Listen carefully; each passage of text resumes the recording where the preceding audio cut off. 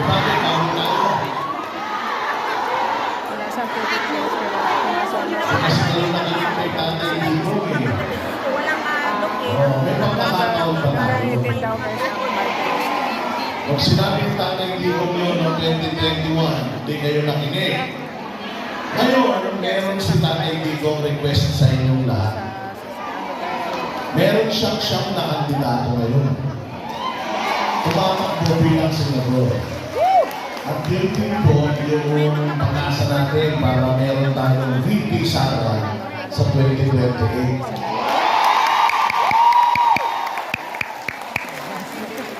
Kaya po, Pinas.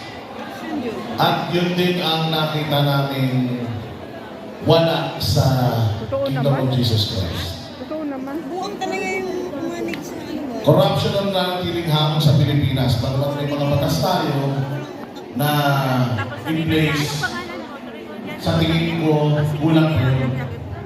Bilyong piso ang nawawala sa Pilipinas dahil sa corruption. Kung may nakita natin mula dito, sa Hong Kong, Singapore, ibang mga bansa, iwan na tayo. Meron tayong At ang makikita natin na common denominator ng mga bansa ito kung bakit naiwanan na tayo is because yung kanilang mga pinuno is hindi po makarap. Hindi nga ako nakarehistro nung umuwi ako last year. Ang plano ng mga panglahin Kasi na pag magrehistrado ka dito, hindi ka makapunta sa atin. Kasi ano ka dito, highlight natin nabot ka, hindi kailangan ko.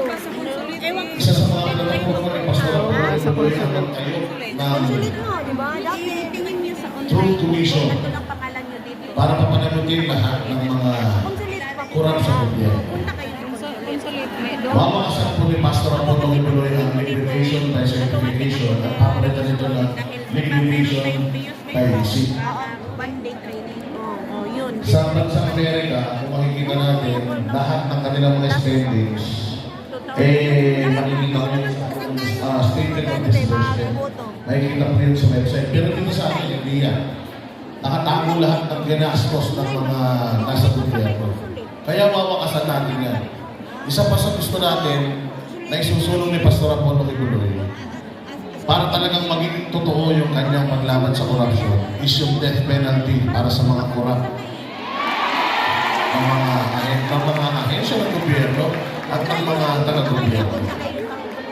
O proteksyonan din po ni Pastor Apollo Kibuloy ang lahat ng mga whistleblowers. Importante yan. Lahat ng mga whistleblowers, lahat ng mga magsusumbong tungkol sa korupsyon, poprotektahan natin yan. Sa pamamagitan ng The Whistleblower Act. Meron na pong 17 batas na nagawa sa Pastor Apollo Kibuloy while nakakulong po siya.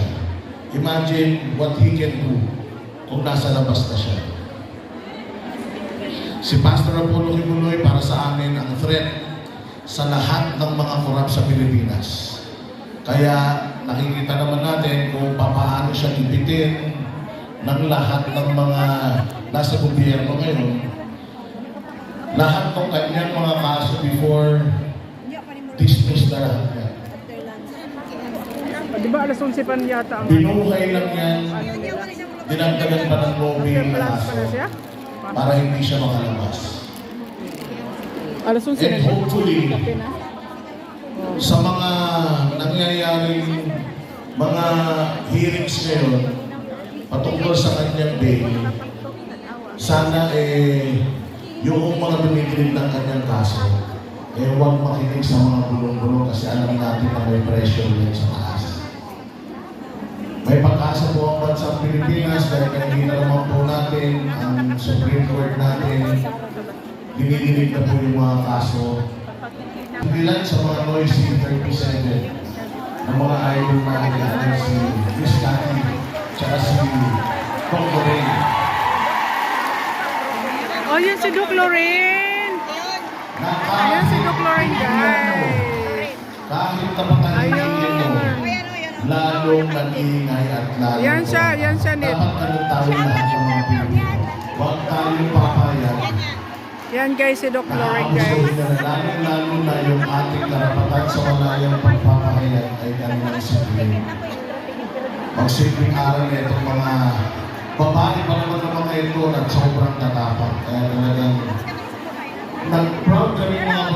tayo lahat tayo makikindi. Maraming salamat po. Maraming salamat kay Boss Dada. Isa sa mga banateros. At syempre, binabati pala natin, nakikiisa ang lahat ng mga Pilipino na nandito ngayon sa Hong Kong na hindi pinalad na makapasok dahil nga stricto dito sa numbers. Kawain naman natin sila. Nagpapasalamat tayo dahil hindi man sila nakapasok dito pero nakikiisa sila through online. Doon po sila nagbibigay po ng kanilang mga komento. Maraming salamat po sa inyo. At sa mga sandali dito, susunod po natin na tatawagin ang mga pahayan patungkol po sa KOJC, pagkakakilala niya kay Pastor Apollo Silver. Tawagin natin si Judean, Master Judea Mongoso.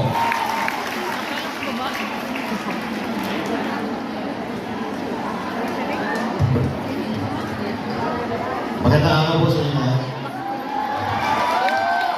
Pagkakilala. Yan po pagkakilala sa ano. But anyway, magandang araw! Hong Kong! Gusto niyo ba umuwi ng Pilipinas? Sana all, uwi Pinas. Mag-ibon muna kayo. Kaya naman po tayo tinatawag. Kayo po, kami po ay saludo sa inyo dahil kayo po talaga ang mga tunay na bayani sa Pilipinas. Hindi yung mga So, nung tinanong ko po kayo kung gusto nyo na umuwi, siyempre lang naman po tayo. Gusto natin umuwi sa sarili natin bansa. Kaya ang problema, wala po tayo maayos na trabaho, wala po tayo tahimik, at may pagmamalaki natin ng Pilipinas. Tama po ba? E pinagmalaki po ba natin ang Pilipinas noong si President Duterte? Lahat. Okay. Acknowledge po muna natin si Atty. Jimmy Bonto.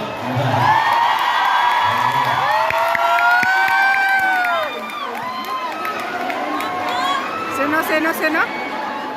Sino daw yan eh? Okay. Wala natin. Bakit hindi nagugutom ang mga kay OJC? Sino daw yan eh? Dahil marami po silang supply ng pagkain. At lahat po yan libre. Oh. Gusto niyo ba ng libre pagkain sa Pilipinas? Oh. Now, magpipili lang po tayo, maghanap lang po tayo ng makro. Okay? At pasalamatan din po natin, no?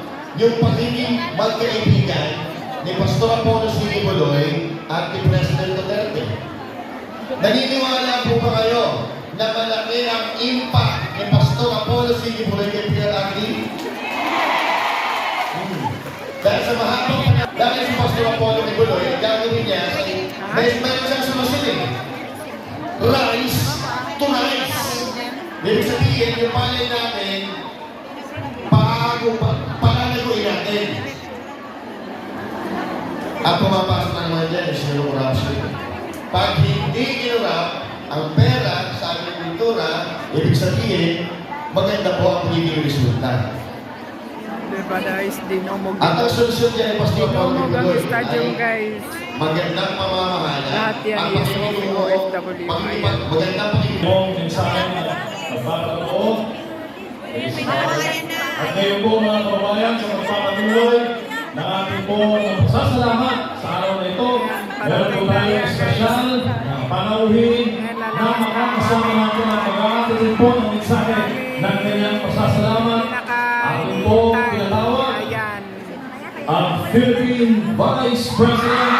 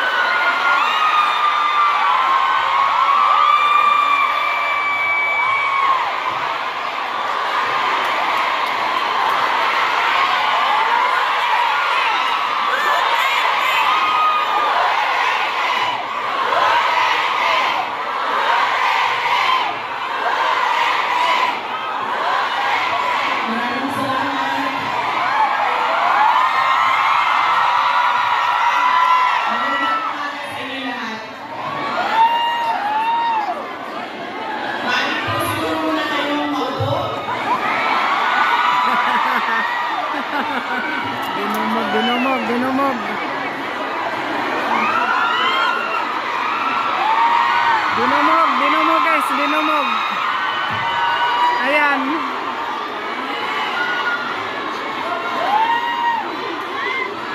Maraming salamat. Mahal ko kayo. Ayan guys, dinumog sa guys.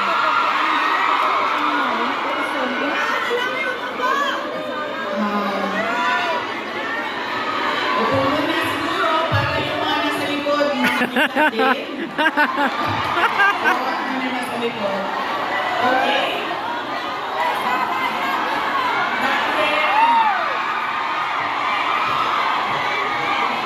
Dahil kayo ay sumisigaw ng Duterte, suspended na kayo lahat nila.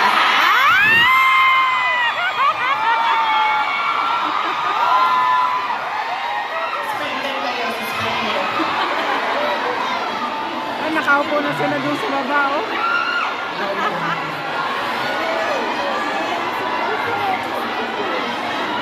Unahin ko muna ang aking mga pagpapasalamat. Mga thank you muna dahil baka sa sobrang daldalan natin mamaya sa sobrang pagbibigay ng mensahe ay makalimutan ko ang mga pagpapasalamat. Kaya mabuti nang mauna.